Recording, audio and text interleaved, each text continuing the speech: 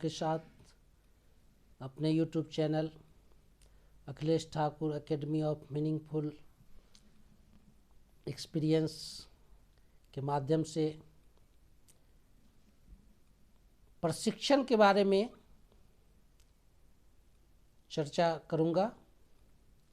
पिछले 2 वीडियो में आपने देखा वैल्यू बेस्ड एजुकेशन और टीचिंग लर्निंग प्रोसेस के बारे में हम लोगों ने देखा। आज हम ट्रेनिंग के महत्व पर चर्चा करेंगे कि शुरुआती दौर में सभी लोग जनरल वे में शिक्षण प्राप्त करते हैं अपने अंदर के पोटेंशियल को। जिस तरह से हम देखते हैं कि कोई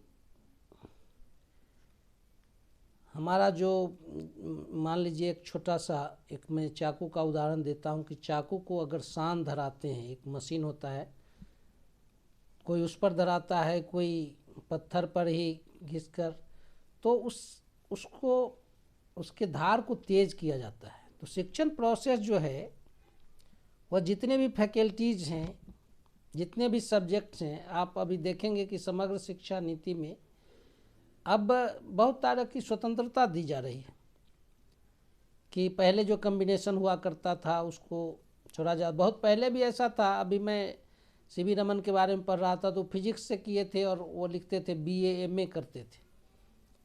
मैथ से तो मैथ सब्जेक्ट में ऐसे भी दोनों होते रहा है।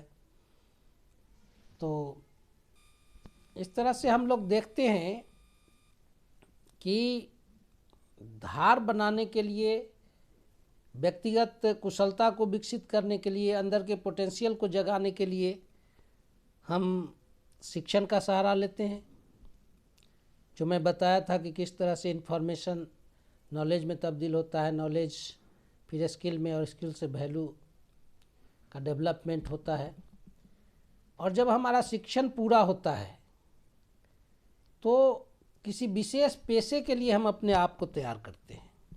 तो उस पेशे की दक्षता को विकसित करने के क्रम में जो रणनीति बनती है, जो रूटीन बनता है, जिन चीज़ों का बार बार अभ्यास किया जाता है, प्रयास किया जाता है, और उन प्रशिक्षण के द्वारा हमारे जो सब कॉन्शस ब्रेन में जो बातें हैं उसको सब कॉन्शस ब्रेन में ले जाने की बात होती है। ये प्रशिक्षण जो है उन चीज़ों का जो पेशेगत कुशलता है उससे संबंधित जो अभ्यास है उसको बार बार इस तरीके से करते हैं कि वो हमारे कॉन्शस ब्रेन से सब कॉन्शस ब्रेन में चला जाए। मनोविज्ञान में बताया गया है कि जिस तरह से एक बर्फ़ के टुकड़ा को हम पानी के अंदर डालते हैं तो उसका 10% हिस्सा ऊपर रहता है, 15% हिस्सा विजिबल रहता है, और बाकी 75% हिस्सा पूरी तरह वो अदृश्य रहता है। तो वैसे ही हमारा ब्रेन है, जो 10% हमारा कॉन्शस ब्रेन है, 15% सब कॉन्शस ब्रेन है, 75% अनकॉन्शस ब्रेन है। तो जो कॉन्शस ब्रेन में जो बातें होती है वो शिक्षण के दौरान, तो वो बातें सुपरफिशियल होती है और उसमें उतनी दक्षता, उतना एक्सपर्टाइज नहीं विकसित होता है, वो इन जनरल होता है। और जब हम लगभग किसी पेशे के लिए तैयार होते हैं, सपोज दैट कि हम लोग टीचर हैं, तो मैंने शुरुआती दौर में 2 इयर्स बेसिक ट्रेनिंग किया था, मैट्रिकुलेशन के बाद ही किया था। तो उसमें हम लोग को याद है कि जब हम लोग का एडमिशन हुआ था तो कुदाल, खुरपी, वो टोकरी और डोरी, बहुत सारे ऐसे चीज़ लेकर हम लोग गए थे। जैसे गार्डनिंग करना है तो मोल्डिंग हम लोग का होता था कि एक शिक्षक के रूप में हम लोग ढलते थे, और उस 2 वर्ष के अंदर हमें ढाला गया। उसके बाद उस बीच हमारा लेसन, प्रैक्टिस लेसन चला। हम लोग स्कूलों में जाकर अभ्यास किए, बच्चों को पढ़ाने का 2 महीने का वो भी काम हुआ। तो पेशेगत दक्षता को विकसित करने के लिए जो भी रणनीति तैयार की जाती है और उस पर काम इस फ्रेक्वेंसी के साथ किया जाता है कि वो हमारे सब कॉन्शस में चला जाए। आप देखिए ना कि ड्राइविंग जब व्यक्ति सीखता है तो शुरुआती दौर में उसको ख्याल करना होता है कि कहाँ पर गियर है, कहाँ पर ब्रेक है, कहाँ क्लच है और किस तरह से कब उसका इस्तेमाल करना है, स्टीयरिंग है।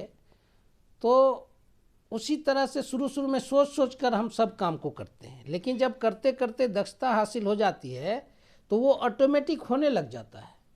कभी कभी आप महसूस करेंगे कि वो झपकी भी अगर ड्राइवर लेता है तो उस अवस्था में भी वो गड्ढा आता है तो ब्रेक पर उसका पाँव जाता है, सामने कुछ जैसे ही आता है तो इट मीन्स क्या है कि वो सब कॉन्शस ब्रेन में उसकी बातें चली गई है, वो इतना अभ्यास और प्रयास किया है निरंतर। तो किसी भी पेशा में आप देखिए, शिक्षण पेशा है, ड्राइविंग पेशा है, या आप देखिए मिलिट्री की ट्रेनिंग है, आप कमांडो ट्रेनिंग की बात देखिए। मैंने एक प्रहार फिल्म देखी थी जिसमें कमांडो की ट्रेनिंग, उसके अंदर का भय दूर हो जाता है।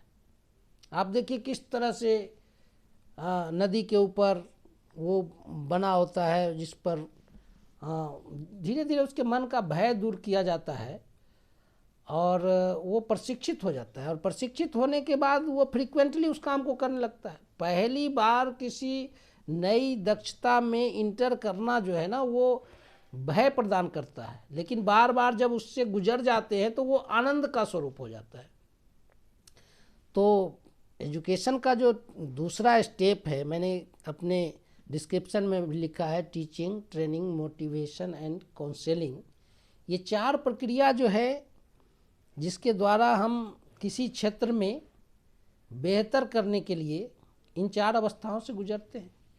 तो उसका एक बेस बनता है टीचिंग के दौरान, और दूसरा जो बेस मजबूत होता है जब हम कॉन्शस ब्रेन से सब कॉन्शस की ओर बढ़ते हैं और अभ्यास और प्रयास के द्वारा एक्सपर्टाइज हासिल करते हैं। ये प्रशिक्षण होता है। आप देखें शिक्षण में प्र लगा है, विशेष तरह का शिक्षण जो किसी पेशे से संबंधित हो। और हम लोग बीटी किए, उसके बाद बीएड भी किए, इग्नू से बीएड, और उसके दौरान भी 2 इयर्स का हमने कोर्स किया, बहुत नई नई बातें सीखे। उसका जो रीजनल सेंटर था उसमें जाके 2 बार हम लोगों ने वर्कशॉप किया। वर्कशॉप देखिए कितनी बड़ी जगह है उसका। एक जगह मैंने पढ़ा था कि वर्कशॉप में आप देखिए गाड़ियों का गैरेज में वर्कशॉप होता है कि उसमें विभिन्न अवस्थाएं में गाड़ी आती है कोई नई गाड़ी भी आती है, कोई बहुत पुरानी गाड़ी आती है, कोई गाड़ी जो है ना एक्सीडेंट करके वो रिक्शे पर लदा के भी आता है, लेकिन जाते समय सभी गाड़ियां चलती हुई जाती है। तो ये ट्रेनिंगों में वर्कशॉप भी होता है, चाहे वो किसी भी अवस्था में क्यों न आया हो, और वह पूरी तरह से पेशे के अनुकूल दक्ष होकर जाएगा। तो ये बहुत बड़ी बात है और ट्रेनिंगों का हिस्सा होता है वर्कशॉप। और मतलब अब मैं शुरू में भी चर्चा किया कि विभिन्न पेशे की अलग अलग दक्षताएं विकसित करने के लिए अलग अलग रणनीतियां तय की जाती है, और उन रणनीतियों पर पूरे लगन के साथ, और ट्रेनिंग जो भी हो कष्टदायक ही होता है, लेकिन जब बार बार उस कष्ट से गुजर जाते हैं तो वो कष्ट आनंद में तब्दील हो जाता है। आप एक्सरसाइज करके ही देखें, इफ़िशियंसी की बात देखें कि आप पीटी करते हैं, किसी चीज़ आप सूर्य नमस्कार करते हैं, शुरुआती दौर में 2-3 फ्रीक्वेंसी उसकी करते हैं, फिर 4 करते हैं, 5 करते हैं, और जब 12 फ्रीक्वेंसी सूर्य नमस्कार का जो व्यक्ति कर लेता है प्रतिदिन, तो यूँ समझिए कि वो एक तरह का बहुत सारे आसनों का समन्वय है उसमें, और जब उसमें वो दक्ष हो जाता है तो और कोई भी एक्सरसाइज नहीं करे, अगर 12 बार सूर्य नमस्कार कर ले व्यक्ति तो वह स्वस्थ रह सकता है। तो इस तरह से आप देखिए कि किसी भी चीज़ का शुरुआती दौर में फिर उतना करने में कठिनाई आती है, करते करते वो दक्ष हो जाते हैं, फिर उनको आनंद की अनुभूति होती है और उसमें वो रम जाते हैं। तो एक हैबिट का सृजन होता है प्रशिक्षण के दौरान। कहा गया है कि अच्छी आदतों को विकसित करना बहुत कठिन है, लेकिन उन आदतों के साथ जीना बहुत आसान है। और बुरी आदतें ऑटोमेटिक लग जाती है, लेकिन उनके साथ जीवन में पग पग पर चलना दूभर हो जाता है और आप ह्यूमिलिएशन फील करते हैं। कोई व्यक्ति पंक्चुअलिटी नहीं है, उसमें रेगुलरिटी नहीं है, उसमें मिलनसारता नहीं है, उसमें सब लोग के साथ कोऑर्डिनेशन बनाने की क्षमता नहीं है, तो वो चाहे किसी भी क्षेत्र में काम करता है ना, तो पग पग पर उसको कठिनाई का एहसास होता है और वह कहीं भी अगर है तो उसको अच्छे स्टाफ के रूप में गिनती नहीं होती है। तो प्रशिक्षण के दौरान जो लोग उसके रूटीन को फॉलो कर लेते हैं, उस दर्द को सह लेते हैं। कामयाबी के लिए आप देखें प्रकृति में ना, खेत को आप यूं ही छोड़ दें तो उसमें खरपतवार यूं ही उग जाएंगे, लेकिन अगर किसी चीज़ की खेती करनी हो तो उसके लिए हमें प्लानिंग करना होता है, उसकी निकाई गुड़ाई करनी होती है, उसमें समय समय पर उसको न्यूट्रिशन देना होता है, उसको पानी देना होता है, जो खरपतवार उग जाते हैं उनको अलग अलग करना होता है, उसके जानवरों से देखभाल से बचाव करनी होती है। तो यूं ही समझने की एक तरह का कल्टीवेशन है। जैसे plants are developed by cultivation, तो men are developed by education. और एजुकेशन का जो अगला स्टेज है वो ट्रेनिंग है। और उस ट्रेनिंग के दौरान न सिर्फ, कल भी मैं चर्चा किया था कि ब्रेन के साथ साथ आत्मा का भी प्रशिक्षण है, सोल का प्रशिक्षण है। तो ये आनंद की अवस्था होती है। जैसे शरीर को सुख चाहिए, मन को शांति चाहिए, आत्मा को आनंद चाहिए। तो जब शुरुआती दौर में जो चीज़ आपको भार लगता है करना, लेकिन जब बार बार करते हैं तो उसको करते हुए आनंद की अनुभूति होती है। कहा गया कि आप अगर जीवन भर खुश रहना चाहते हैं तो अपने काम से प्रेम करिए, जो भी प्रोफेशन हो आपका। तो उस प्रोफेशन से आप प्रेम करने लग जाएंगे जब बार बार उसको करेंगे, क्योंकि मानवता के हित में जो भी तरह के कार्य बनाए गए हैं, और ख़ास के हम लोग जिन कार्यों से जुड़े हैं, वो एजुकेशन, ट्रेनिंग, काउंसलिंग का जो काम है, वो ह्यूमन रिसोर्स डेवलपमेंट का काम है। और सबसे महत्वपूर्ण यही काम है कि व्यक्ति का निर्माण, उसका चरित्र का निर्माण, उसके अच्छी आदतों का निर्माण। कहा गया है कि कलाम साहब ने कहा है कि व्यक्ति आदतों का निर्माण करता है और आदतें ही उसकी नियति को तय कर देता है। तो ये प्रशिक्षण जो है ना बहुत महत्वपूर्ण है। आप देखें ना, सर्कस में जाकर देखिए कि किस तरह से जानवरों को ट्रेन कर दिया जाता है और वो तरह तरह के करतब दिखाते हैं। और हम आप तो मनुष्य हैं, और मनुष्य को जब उन स्वस्थ आदतों में ढाला जाएगा तो जब मोल्डिंग होती है, जब सृजन होता है, जब निर्माण होता है तो दर्द होता है, जब उत्पत्ति होती है तो दर्द होता है। ये प्रकृति का नियम है, चाहे वो रेगिस्तान में हो या टुंड्रा प्रदेश में है। जब लेबर पेन होता है तो मर्मांतक पीड़ा होती है, और उस पीड़ा के बाद उत्पत्ति होती है। तो यूं ही समझ लीजिए प्रशिक्षण का जो दौर है वो पीड़ा का दौर है। और उस पीड़ा को जो झेल लेता है ना, वो एक्सपर्टाइज हासिल कर लेता है और उस पेशे का सरताज बन जाता है।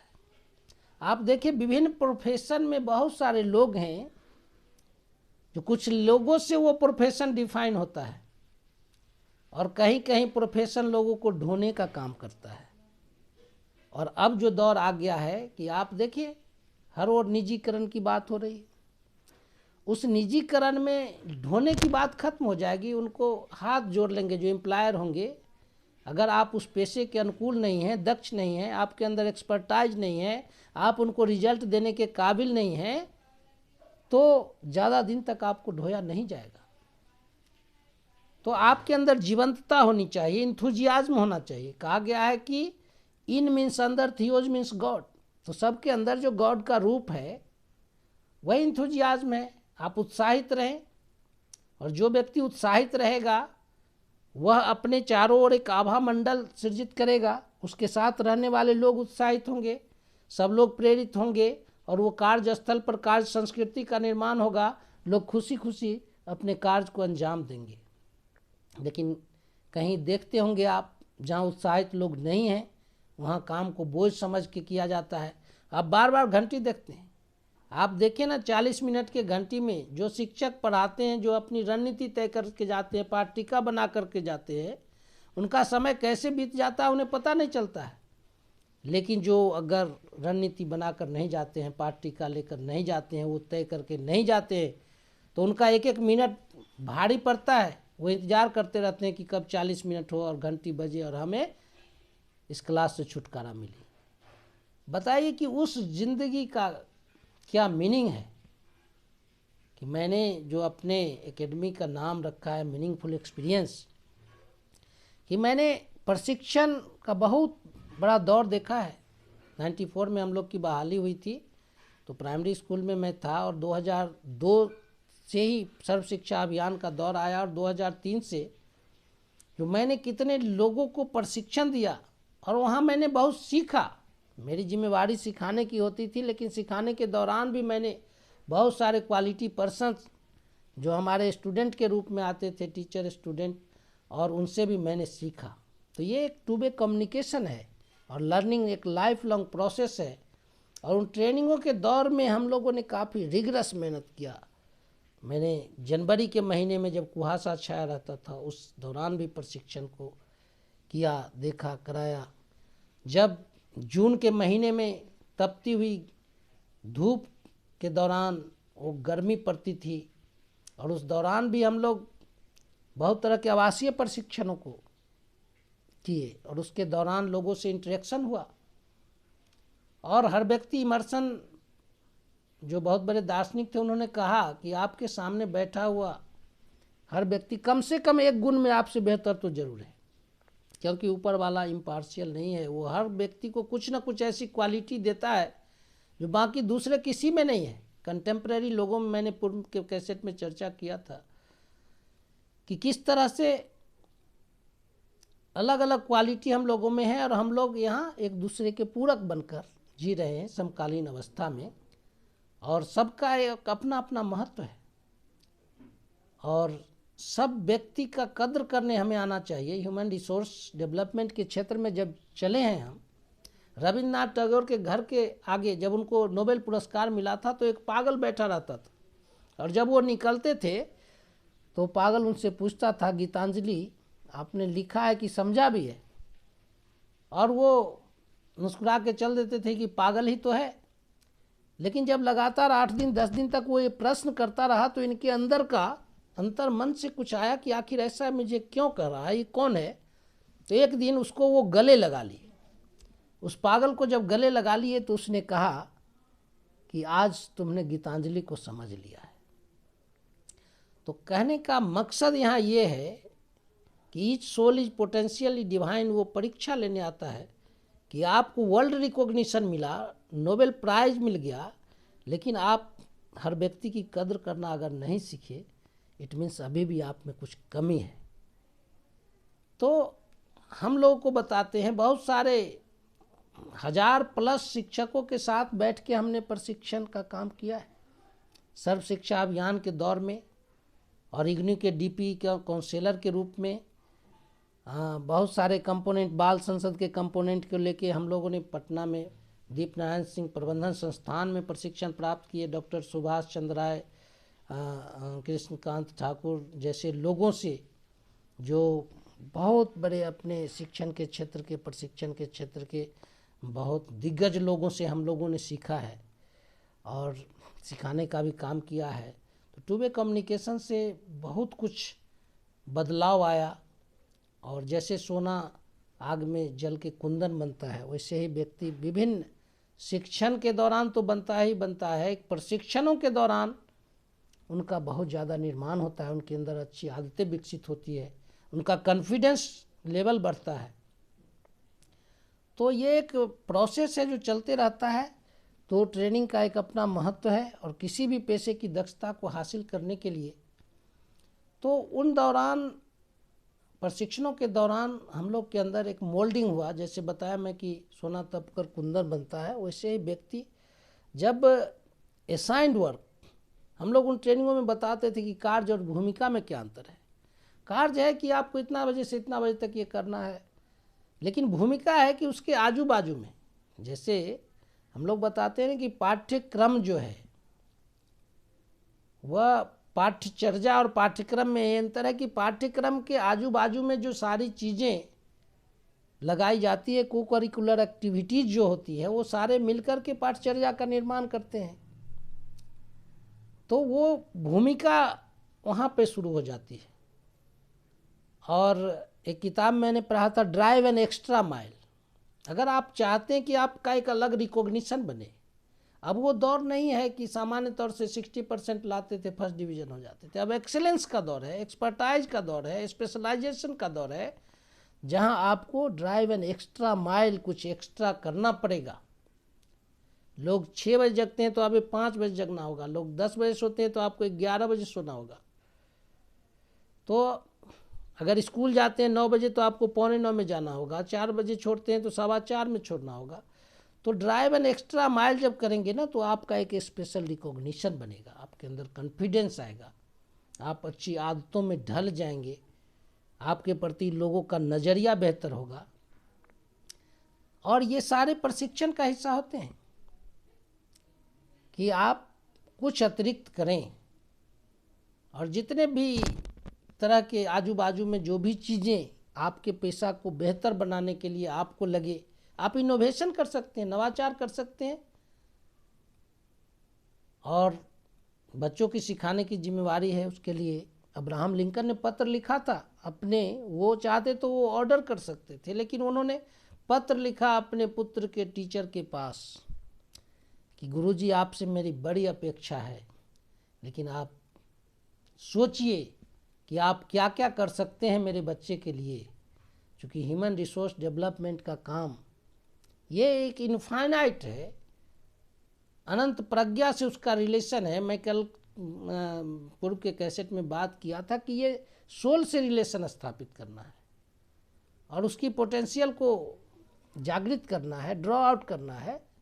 तो उसके लिए आप सोचिए कि क्या क्या कर सकते हैं, लेकिन कीजिए ज़रूर जितना आप कर सकते हैं। कहा गया है कि give to the world the best you have and the best will come back to you.